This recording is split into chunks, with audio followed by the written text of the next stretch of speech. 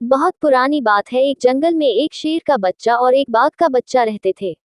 दोनों में बहुत गहरी दोस्ती थी।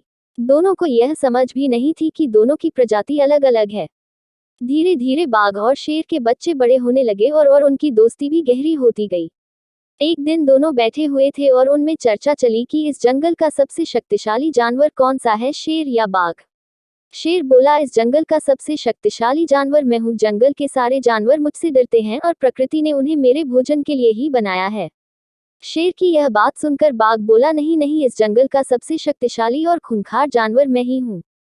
जंगल का कोई भी जानवर मेरा मुकाबला नहीं कर सकता। इस तरह की बातें करते करते दोनों में लड़ाई हो गई। बाघ और शेर की यह लड़ाई दूर से एक बंदर देख रहा था। बंदर दोनों में समझौता कराने के उद्देश्य से उनके पास गया और बोला, बाघ और शेर, तुम यह लड़ाई क्यों कर रहे हो? इस लड़ाई से तुम दोनों का ही नुकसान है। बंदर की यह बात सुनकर बाघ बोला, बंदर, तुम ही बताओ, हम दोनों में ज्यादा शक्तिशाली कौन है? बाघ की बात सुनकर बंदर बोला, आप दोनों ही बहुत शक्तिशाली हो और आपके सामने जंगल का कोई भी जानवर नहीं ठहर सकता। उद्धरण चिन्ह। लेकिन बाघ और शेर बंदर की बात से सहमत नहीं हुए और शेर बोला, हाँ, यह तो हमें भी पता है, किंतु हम दोनों में से कौन ज्यादा शक्तिशाली है? शेर और बाघ की बात सुनकर बंदर असमंजस में पड़ गया और बोला, इस जंगल में जब भी कोई विवाद अथवा संकट आता है तो उसका समाधान जंगल का सबसे बुजुर्ग हाथी ही बतलाता है। क्यों ना हम उस हाथी के पास चलें और उसी से पूछें।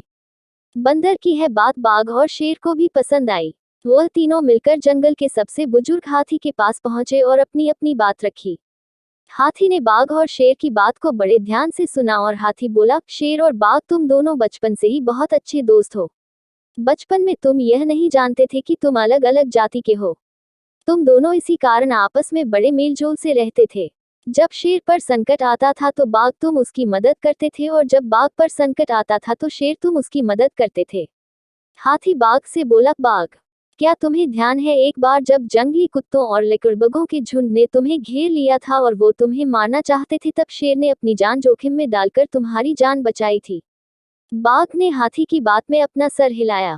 फिर हाथी शेर से बोला, शेर, क्या तुम्हें याद है जब शिकारियों ने तुम्हें अपने जाल में फंसा लिया था, तब बाघ ने शिकारियों पर हमला करके तुम्हारी रक्षा करती थी और तुम्हें जाल से मुक्त करवाया था। हाथी की बात सुनकर शेर ने अपना सर नीचा कर लिया। हाथी फिर बोला, अब तुम दोनों बड़े हो गए हो और अब जानने लगे हो कि तुम्हारी जाति अलग अलग है, इसीलिए तुम यह झगड़ा कर रहे हो। ईश्वर ने बड़े सोच समझकर तुम्हारी प्रजाति अलग अलग बनाई है। तुम दोनों ही बहुत ज्यादा ताकतवर हो। कुछ गुणों में शेर ज्यादा अच्छा है तो कुछ में बाघ, इसी कारण तुम दोनों आपस में तुलना नहीं कर सकते। तुम दोनों को आपस में प्रेम भाव से रहना चाहिए। इसी में तुम दोनों की और इस जंगल की भलाई है।